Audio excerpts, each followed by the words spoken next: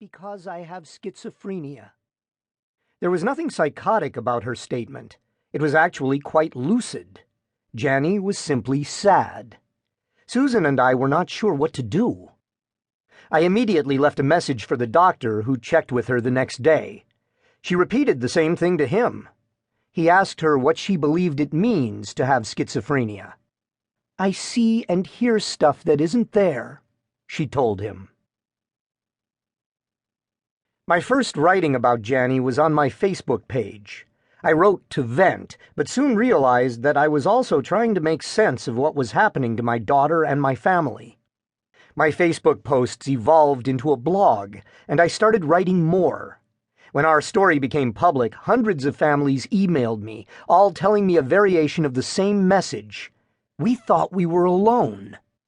Encouraged by the inspiration I'd gotten and hoping to help other families dealing with similar problems, I formed a private online support group where parents could talk to one another without fear of criticism, primarily from the anti-psychiatry movement, which, though it has many faces, basically denies that mental illness exists.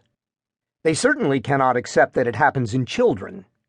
Nevertheless, from my blog posts, they drew conclusions based on what they believe that I abused my daughter and that the true cause of Janny's condition rests in her parents and how she was raised. I struggled for years to understand how, in the early 21st century, some people, even doctors, could be so unwilling to believe in child-onset schizophrenia. I'm still amazed at how many people write to me saying Janny is possessed by demons that must be exorcised. Really, it's all the same thing. Denial.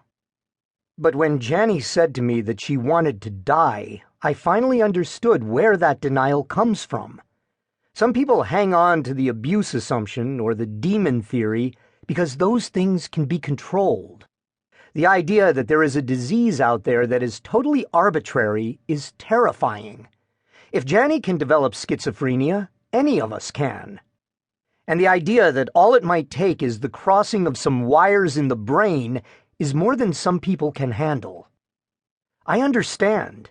Nobody wants a child to suffer, so we come up with any explanation we can for why it is happening. But denial is not going to help Janny or any of the other mentally ill and schizophrenic children I have come to know. What they need is acceptance. What they need is for us to be telling them, your illness does not define you. We cannot go inside their minds and fix them, but we can fix the world so they can live in it. Schizophrenia is not a death sentence. It is a disease that can and must be managed.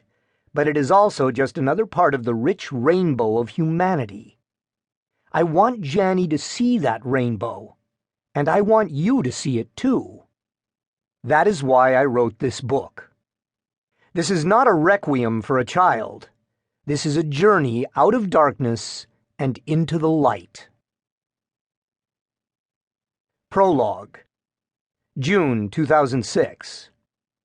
Most 3-year-olds are in bed by now.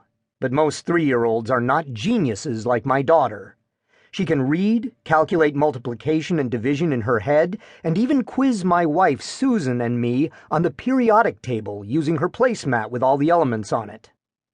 It's almost 9 p.m., and Susan finishes her shift reporting news and traffic for a radio station in Los Angeles at 7 p.m.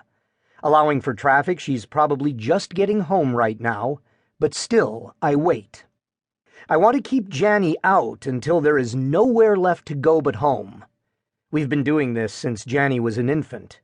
At that time, I would take her to IKEA, where we'd play in the ball pit and I'd throw balls at my head and she would laugh hysterically. When I'm lecturing at Cal State Northridge, it's Susan who's making the rounds with Janny. But tonight, I'm on duty. As I watch her running ahead of me into the mall, the only place still open at this hour, I wonder how she keeps going. We've already been to the LA Zoo, IKEA, and a McDonald's play area, anything that will engage Janny's mind even for a little while. We have season passes to the zoo, and her favorite part is when we go under a tunnel and then pop our heads up into the ground like prairie dogs.